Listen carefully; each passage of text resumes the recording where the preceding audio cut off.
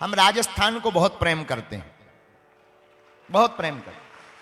इसलिए उस भूमि को प्रणाम करते हैं क्योंकि वो शौर्य की भूमि है, वीरों की भूमि है और महाराणा प्रताप जैसे हीरों की भूमि है।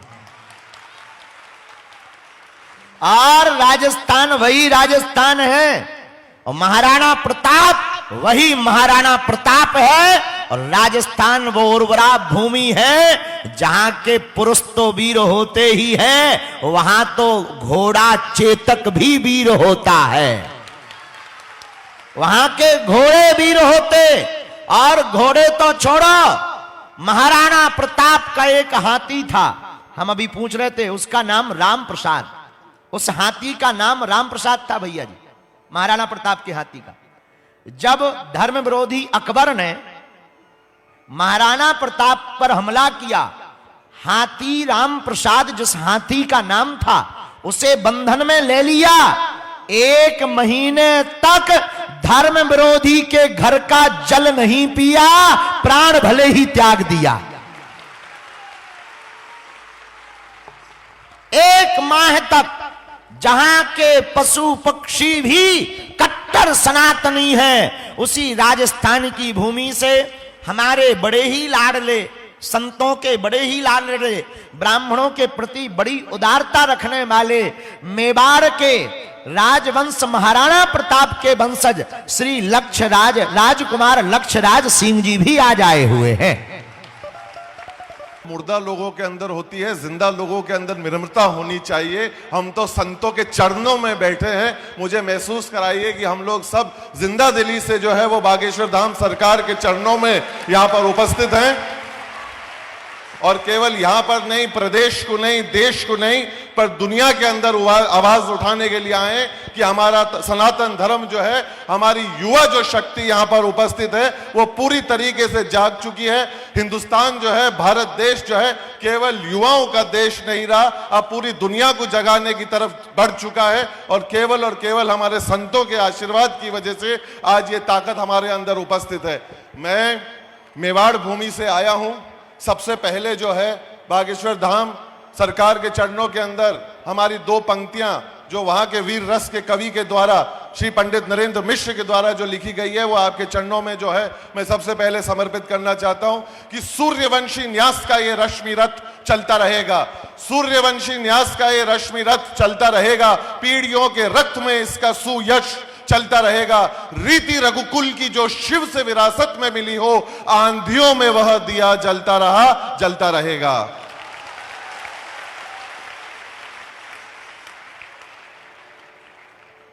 हमारे ग्रंथों के अंदर देखिए, वैसे कायदे से मुझे बोलना नहीं चाहिए, मेरे को जो है वो आदेश के ऊपर मैं यहाँ पर उपस्थित हुआ हूँ। मुझे मेरी मर्यादा और मुझे मेरी संस्कृति के बारे में मुझे ध्यान है। सरकार का आदेश हुआ, इस वजह से मैं आप सभी के सामने उपस्थित हूँ।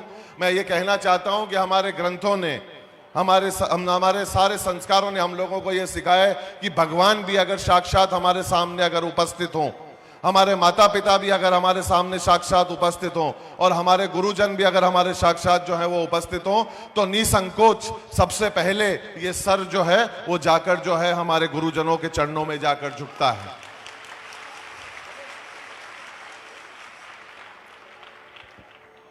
आपने जो मेवाड़ के बारे में जो बात फरमाई और जो कहा, उससे मेवाड़ अभिभूत है, गदगद है, कृतज्ञ है कि आपने जो है मेवाड़ को ये दर्जा दिया। मेवाड़ के बारे में यहाँ पर जो लोग उपस्थित है, गुरु जी के आशीर्वाद से और गुरु जी के आज्ञा से मैं एक बात जरूर आप लोगों को कहना चाहता हूँ। अक्सर जो है वो राजाओं की जो है वो चर्चा की जाती है, उस परंपरा की चर्चा की जाती है। आज मैं आप लोगों को इससे बेहतर मंच और आशीर्वाद से जो है वो मैं कहना चाहता हूँ कि मेवाड़ ने जो है 1500 साल का इतिहास रहा है मेवाड़ का, और मेवाड़ जो है वो शिव के आराधक रहे हैं। वर्तमान में मेरे पिताश्री 76वीं पीढ़ी है जो विश्व की सबसे लंबी पीढ़ी चलती हुई आ रही है इस पूरी दुनिया के ऊपर। तब मैं इस बात को बड़े जिम्मेदारी से कहना चाहता हूं, तब मैं इस बात को आप लोगों के समक्ष रखना चाहता हूं कि मेवाड़ ने जो है वो राज परंपरा के अंदर कभी भी विश्वास नहीं रखा। अगर राजा कभी किसी को अगर मेवाड़ ने अगर माना है तो भोलेनाथ को माना है, शिव जी को माना है। एकलिंग जी को माना है, तब मैं इस बात को कहता हूं कि सत्य को सम्मानित करने की यह गाथा कभी मंद नहीं होगी। सत्य को सम्मानित करने की यह गाथा कभी मंद नहीं होगी। यह एकलिंग की ज्वाला है, मुट्ठी में बंद नहीं होगी। मैं पुनः बागेश्वर धाम सरकार का जो है वो बहुत बहुत धन्यवाद ज्ञापित करता हूं। आपने मुझे यह आदेश फरमाया, आपके श्री चरणों के अंदर मुझे जगह दिवाई, उसके लिए बहुत बहुत धन्यवाद। अंत में मैं मेवाड़ भूमि से आया हूं, पुनः दो पंक्तियां कहकर अपनी बात को मैं विराम देता हूं। अन्य लोगों की तरह मेवाड़ ने जो है अपने स्वाभिमान को कभी किसी खूंटे के ऊपर नहीं टांगा, गुलामी को जो है वो स्वीकार नहीं किया। तब इस जिम्मेदारी से मैं दो पंक्तियां आप लोगों के साथ छोड़कर जाना चाहता हूं। अगर आपके हृदय को अगर ये छू जाए तो मुझे महसूस जरूर कराइएगा कि टूटने और बिखरने का चलन मांग लिया, हालात से शीशे का बदन मांग लिया। हम भी खड़े थे तकदीर के दरवाजे पर, लोग दौलत पर गिर पड़े, हमने वतन मांग लिया। बहुत बहुत शुक्रिया, सत सत नमन, नमस्कार। इतने ओजस्वी संबोधन के लिए उनका करतल ध्वनि से स्वागत कीजिए। श्रीमान लक्ष्य राज सिंह मेवाड़ हमारे बीच इस उत्सव में सम्मिलित हुए। अब मैं आग्रह करता हूं पूज्य जगतगुरु रामानंदाचार्य स्वामी रामकृष्णाचार्य महायोगी सिद्ध बाबा हमारे बीच नेपाल से पधारे हैं। पूज्य जगतगुरु महाराज से भी आग्रह है कि इस अवसर पर अपनी वाणी से हम सभी पर कृपा करें। वहीं पर माइक उपलब्ध करें। ओम वंदे विदेहतनया पदपुंडरीकम् कैशोरसौरभसमा ऋतयोगिचित्तम् हन्तुं त्रितापमनिशं मुनिहंससेव्यं सन्मानशाली परिपीत परागपुञ्जम् लोकाभिरामं रणरङ्गधीरं राजीवनेत्रं रघुवंशनाथं कारुण्यरूपं करुणाकरं तं श्रीरामचन्द्रं शरणं प्रपद्ये। अतुलितबलधामं हेमशैलावदेहं दनुजवनकृशानं ज्ञानिनामाग्रगण्यं सकलगुणनिधानं वानराणामधीशं रघुपतिप्रियभक्तं वातजातं नमामि। सीतानाथसमारम्भां रामानन्दार्यमध्यमाम् अस्मदाचार्यपर्यन्तां वन्दे गुरुपरम्पराम्। सियावर रामचंद्र भगवान की, पवन पुत्र हनुमान जी महाराज की, बागेश्वर श्री हनुमान जी महाराज की, बागेश्वर धाम सरकार की। बागेश्वर हनुमान जी की पावन भूमि में श्री हनुमान जी की ही कृपा से नेपाल से मां भगवती जानकी माता की दिव्य आशीर्वाद के साथ यहाँ उपस्थित होने का सौभाग्य हमें प्राप्त हुआ। मेरे प्यारे अत्यंत आदरणीय बागेश्वर धाम सरकार श्री गुरु भाई जी को इस पावन बुंदेलखंडी महाकुंभ और अनाथ कन्याओं के, गरीब कन्याओं के विवाह महोत्सव के आयोजन और वैदिक सनातन हिंदू धर्म के पुरोधा आपको हार्दिक मंगलमय बधाई शुभकामना। व्यासासन में आसीन हमारे प्यारे इंद्रेश जी, जब आप छोटे थे तो आपके पिताजी एक बार हमसे बड़े प्रेम था अनुरोध किए कि इस बालक को आप क्या देखते हैं। वृंदावन की बातें 20 साल पहले की। हमने कहा ये आपके उत्तराधिकारी है, वही रूप इसमें रहेगा। और आज पूरे विश्व विख्यात हैं आप। आपके मुखार बिंद से जब श्रीमद् भागवत के सुंदर गान होता है तो हृदय भावुक गदगद हो जाता है। आपको बहुत बहुत मंगल कामना करता हूँ। इसी प्रकार से पूरे भारतवर्ष में बड़े प्रसिद्ध व्यक्तित्व, मधुर कथावाचक हमारे प्यारे अनिरुद्धाचार्य जी और उपस्थित सभी संत मंडली, श्री हंसमुख महाराज जी, आप सब उपस्थित भागवत भक्तजन, गड़ाहा हनुमान जी, मैं रास्ते में चिंतन करते हुए आ रहा था, गड़ाहा, यहां गड़ाहा का क्या अर्थ होता है मुझे नहीं मालूम, तो हम जो जानते हैं गड़ाहा जो कारीगर होता है वो सुंदर मूर्ति गढ़ देता है, गढ़ना, आकृति गढ़ना। सन्यासी बाबा के पावन तप का प्रसाद स्वरूप आज इस पावन भक्तराज हरदोई, भक्तराज छत्रसाल के ये वीरों का और भक्तों का पावन बुंदेलखंड भूमि में आज वो दीपक प्रज्वलित हो रहा है जिसके कारण पूरे विश्व में सोया हुआ हिंदू अपने हृदय में हिंदुत्व की गढ़ा हनुमान जी के द्वारा गढ़ गया है।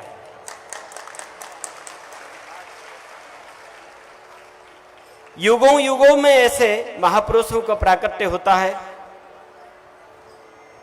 आप हम सब भाग्यशाली हैं, प्रत्यक्ष 21वीं सदी में साक्षात हनुमान जी के कृपा स्वरूप हम बागेश्वर धाम सरकार को देख रहे हैं। ये अनेकों महापुरुषों की तप का फल है और सन्यासी बाबा का भजन की प्रताप है कि ये बागेश्वर धाम आज विश्व की हिंदुत्व की हृदय में भक्ति गढ़ रही है और यहां से उठा हुआ हिंदुत्व की ये आवाज अब हिमालय से गूंजेगा। यही 2024 17 अप्रैल रामनवमी के पावन दिन से हनुमान जयंती के पावन पर्व 23 अप्रैल तक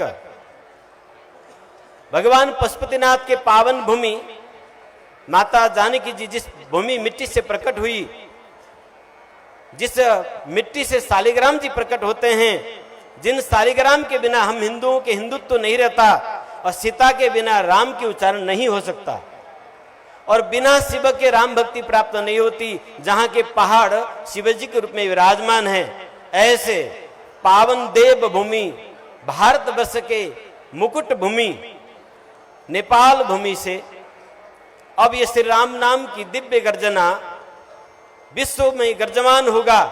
इसका श्री गणेश हमारे पावन पूजनीय श्री बागेश्वर सरकार जी यही वैशाख अप्रैल 17 तारीख से बराहा क्षेत्र के पावन भूमि जहां से शुरू होगा। बराहा क्षेत्र वह भूमि है जहां से मानव सभ्यता का शुभारंभ हुआ। 1 अरब 95 करोड़ 81 लाख 125 वर्ष पहले भगवान बराह ने इस भूमि को उद्धार करके कुश नाम के मनु को उसी भूमि में प्रकट करके विश्व बराह संस्कृति का उदय हुआ था। सप्त कौशिकी के पावन भूमि ऋषि विश्वामित्र जी जहां उन्होंने ब्रह्म तारक को साक्षात्कार करके ब्रह्म ऋषि बने, उस पावन भूमि में आपका मंगलमय पदार्पण हो रहा है।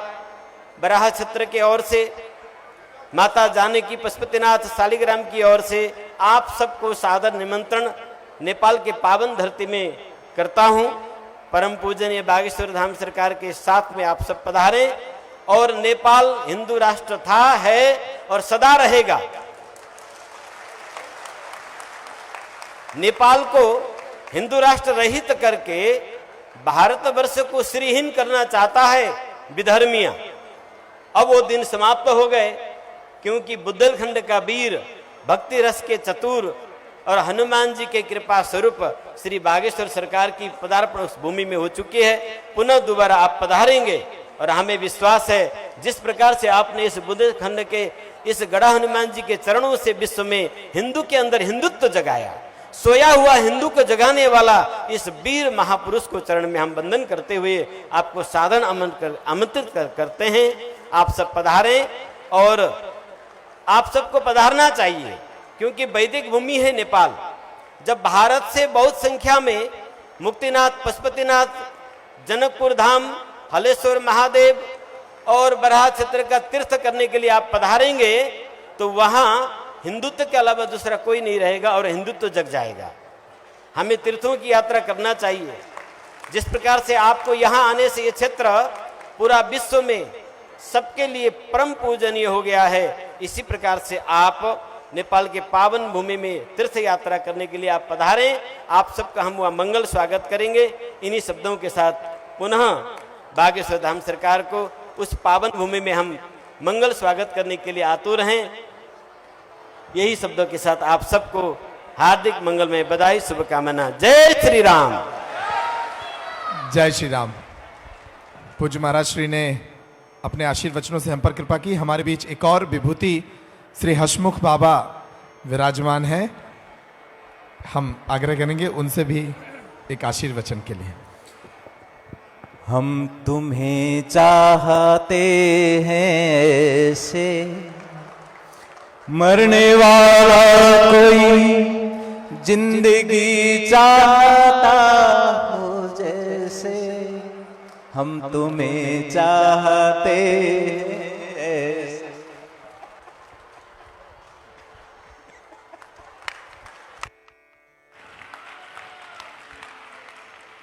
पूज्य महाराज श्री के विषय में बहुत सारी ऐसी बातें हैं जिनको सार्वजनिक करना संभव नहीं है, कठिन है, लेकिन वो एक बहुत ऊंचे स्तर की विभूति हैं, अनगढ़ हैं, अबूझ हैं। आपको कुछ बातें बता देते हैं। पूज्य महाराज श्री हसमुख बाबा पूरी दुनिया में यात्रा करते हैं, सिर्फ फ्लाइट से यात्रा करते हैं, इसलिए उन्हें फ्लाइट बाबा कहा जाता है। अगर आसपास कहीं एयरपोर्ट हो तभी वो उस स्थान की ओर प्रवास करते हैं अथवा नहीं करते हैं। फ्लाइट से इतनी यात्राएं करने के लिए लक्ष्मी का प्रबंध कहां से हो रहा है किसी को पता नहीं। एक ही थैला है, उसमें 2 धोतियां हैं, एक धोती ऊपर पहनते हैं, एक नीचे पहनते हैं और सिर्फ पासपोर्ट है। इसके अलावा कोई दौलत नहीं, कोई संपत्ति नहीं, कोई आश्रम नहीं, साथ में कोई चेला शिष्य भी नहीं। एक जोड़ी वस्त्र और संपूर्ण विश्व की यात्रा करते हैं। अभी यहां है, हो सकता है कल स्विट्जरलैंड में हो। जी हां, पूज्य महाराज श्री की कथाओं में मैंने उन्हें कई जगह देखा है। लंदन पहुंच गए थे, नेपाल पहुंच गए थे, मुंबई, दिल्ली। महाराज श्री के को बहुत प्रेम करते हैं, बड़ा वात्सल्य है महाराज श्री के प्रति उनका। उनसे इतना लाड़ है कि उनकी कथा जहां होती है एक दिन के लिए जरूर पहुंचते हैं। और आपने प्रवचन तो सुन ही लिया है, सिर्फ एक गीत, हम तुम्हें चाहते हैं ऐसे। ये अनगढ़ और अबूझ जो हमारी संत परंपरा है उसके वाहक हैं। अभिनंदन उनका भी इस महोत्सव में। और अब पूज्य महाराज श्री भगवान कृष्ण की कथाओं को, किशोरी जी की चर्चा को विश्व विख्यात मंचों तक ले जाने वाले, उस चेतना का प्रचार करने में अग्रणी ऐसे आचार्य अनिरुद्धाचार्य महाराज जी से भी आग्रह है कि वो भी अपना आशीर्वचन हमें प्रदान करने की कृपा करें।